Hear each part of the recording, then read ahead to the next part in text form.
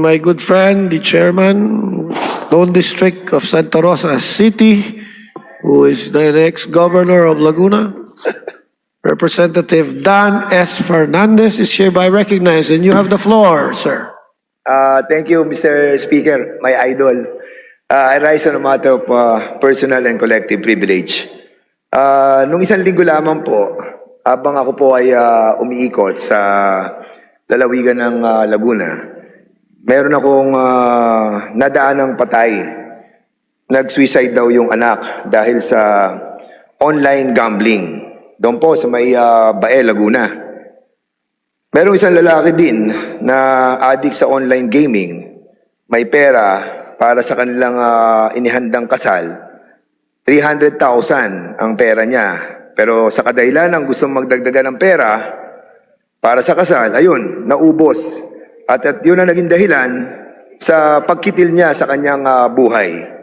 Meron akong ding personal na kilala doon sa amin, sa bayan namin, sa Santa Rosa, Laguna, dahil sa paghahabol na makamit niya ang kanyang winnings from 300,000 na maging 700,000. Kasi nanalo na siya eh. Nag 300,000, naging 700,000. Hinahabol niya na maging 1,000,000.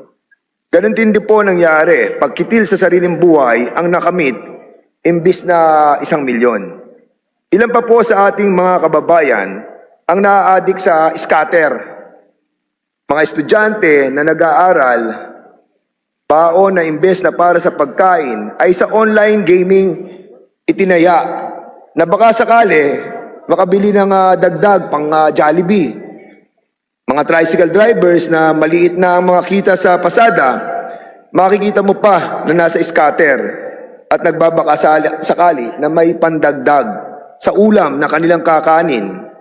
Na ayun, nauwi pa sa asin ang ulam na sa kadahilanang na natalo sa online betting. Malulungkot ka sa iba't ibang istorya ng iba't ibang klase ng tao sa ating lipunan na hindi makaahon sa tawag ng online gambling. Scatter, meron nga dyan, teacher, nangungutang dahil sa pinadaling sugal sa ating bansa. Easy access eh. Kahit sino pwede magsugal. Naalala ko kung nung unang panahon, nung bata pa po kayo, Mr. Speaker, noong ako naman ay bata rin, na nasa Pagsangan, Laguna, naalala niyo po ba, Mr. Speaker, na nagpupunta kayo doon sa mga peryahan, di ba? Hindi mo naalala, Mr. Speaker, pero ako naalala ko, nakita kita sa perya. Di ba meron doon tinatawag ng mga beto-beto, yung mga color games, na kung saan nakakataya ka para manalo o matalo. Kung gusto mo talagang magsugal o maglibang, pupunta ka sa perya. At sa tuwing kapistahan lang yun nagaganap. Minsan lang. Pag gusto mo magsugal, pumunta ka doon. Minsan lang, 1 taon. At nung ako naman ay napunta na sa kolehiyo, nauso naman ay casino, dahil sa pagtayo natin ng PAGCOR, medyo yung perya naging big time. Na nag-evolve na. Dati yung peryahan, meron ding mga konsepto ng entertainment. Di ba, meron mga rides, mga Ferris wheel, meron yung mga mga horses, yung mga horse carousel, mga kainan. Na ginagawa na din ng mga casinos na meron other form of entertainment like bar and restaurants. May mga disco pa dati. Sadyang nagbabago na ang evolution ng gambling. Now, di mo na kailangan pumunta sa mga casino. Now, sa mismong loob ng bahay mo, kahit saan, kahit kailan, kahit sa trabaho natin, kahit dito mismo, sa Kongreso, makakapag-scatter ka na di nalalaman ng kahit sino. Diyan ka lang sa isang tabi. Sa isang tabi ka lang. Kasado na. Pwede ka na magsugal. Kahit saan na pwede na magsugal. It was made easy by the technology. And what is worse, it was made easier by platforms called GCash and Paymaya. With these apps, users could make instant deposits and withdrawals on popular betting websites that they previously could not access without credit cards. Ang pagsibol ng mga online gambling platforms and lax regulations have encouraged a surge in gambling in this country. GCash in particular, with more than 90 million active users or more than 3/4 of the population has helped drive an increase in the number of Filipinos getting addicted to gambling. According to gambling support groups, yung pong app nila ay may mga game section which connects user to online gambling platforms such as Bingo Plus and Casino Plus and sports betting like Arena Plus. GCash also has a microloan feature, GCredit, which lends users up to 50,000 pesos.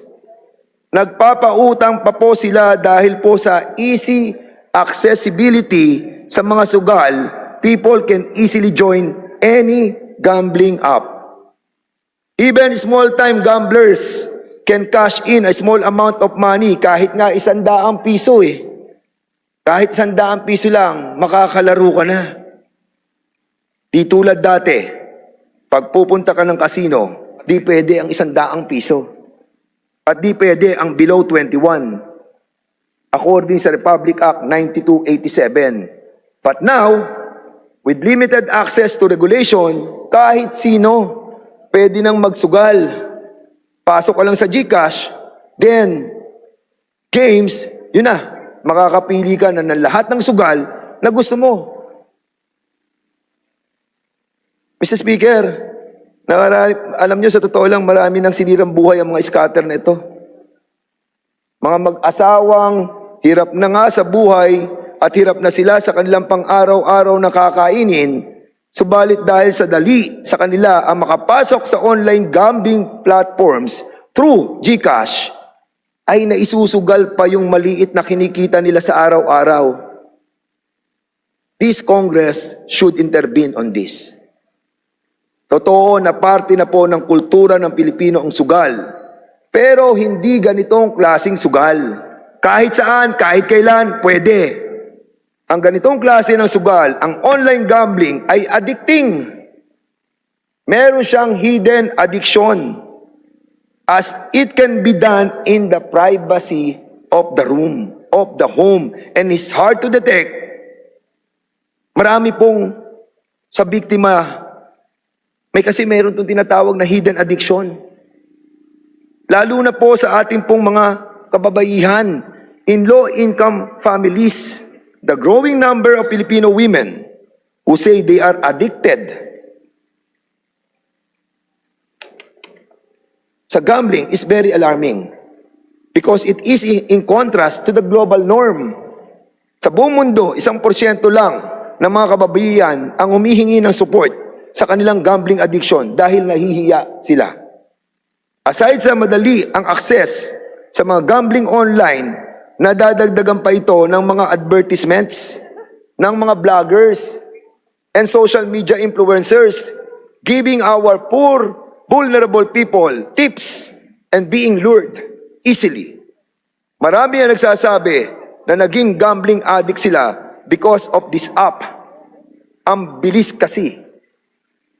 This Congress need to find out the moral issues surrounding payment platforms being used for an easy access to numerous gambling sites that lead to the destruction of the morality of this nation, creating destruction of family values and relationships, causing gambling addiction not only to vulnerable ones but also to those working class. Kahit dito sa Kongreso, madami akong nakikita at namamasid ng mga employees na nag-i-scatter. Kasi madali lang eh. Lagay ka lang ng pera sa GCash, then scatter na. Dami na na-addict dito. But need to remind everybody, tignan ninyo ang inyong mga sarili. Baka meron na kayong gambling disorder na di ninyo nalalaman, nagiging addict na pala kayo sa sugal. A recent qualitative study found that indebtedness and shame were factors that strongly link gambling disorders and suicide. Baka di natin namamalayan, doon na pala tayo patungo. Adding to the problem is the fact that only 8% of the gamblers ask for help And this usually happens only in the face of severe psychological distress and depression. This goes to show that there is a huge population of gamblers facing varying degrees of gambling-related problems who are neither seeking nor receiving the help they need. Gambling addiction is becoming a worldwide public health problem with the development of electronic forms of gambling and growing liberalization of the gambling market. Legislators, healthcare professionals, and researchers need to come together and adopt a multifaceted public health approach to reduce gambling-related harm. Mr. Speaker, I hope that it is not too late to correct this problem. And I hope that this GCash app, hindi ko po kilala ang may-ari nito, pero sana maimbitahan natin dito sa Kongreso. I hope that they are not in violation of Republic Act 8792 or Electronic Commerce Act, particularly Section 2, which recognizes the vital role of information and communications technology in nation building. I hope that in building this nation, the paramount consideration of all the laws that are being created by this Congress lead to maintaining the high moral values of all Filipinos. Sa inyong lahat, maraming salamat po, Mr. Speaker. Maraming salamat. The handsomely dressed Dan Fernandez, the chairperson. And I like your passion from your privileged speech, and thank you for that. Majority Leader. Mr. Speaker, I move that we refer the speech of the Honorable Fernandez to the Committee on Rules for its appropriate action. Is there any objection? The chair hearing none, the motion is approved.